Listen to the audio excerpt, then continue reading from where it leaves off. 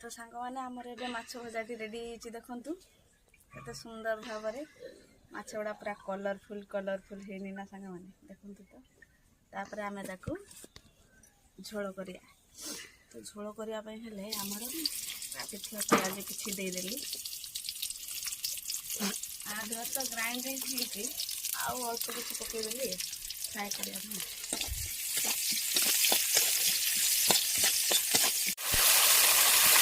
पियाज हो सारा आम मसला ग्राइंड कर रखी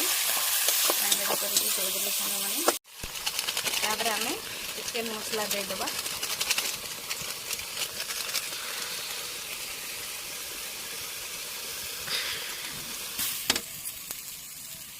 जस्ट हम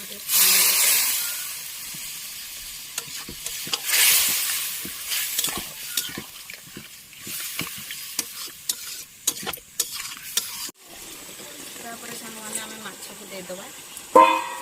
भजा जाइए माछ दे सारा देखते केते सुंदर भाव में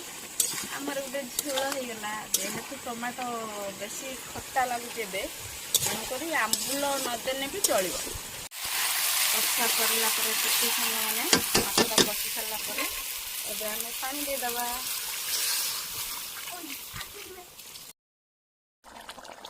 सांग मैंने आज बुधवार थी आमर आज माछ झोल होपर कौन होती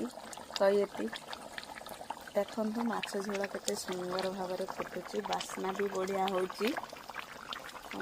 माछ झोलटा हो आसला मो स्वामी मुंड फेवरेट मो स्वामी रात गोटे मुंड खाईदेवे सांग मैंने देखते माछ झोल रेडी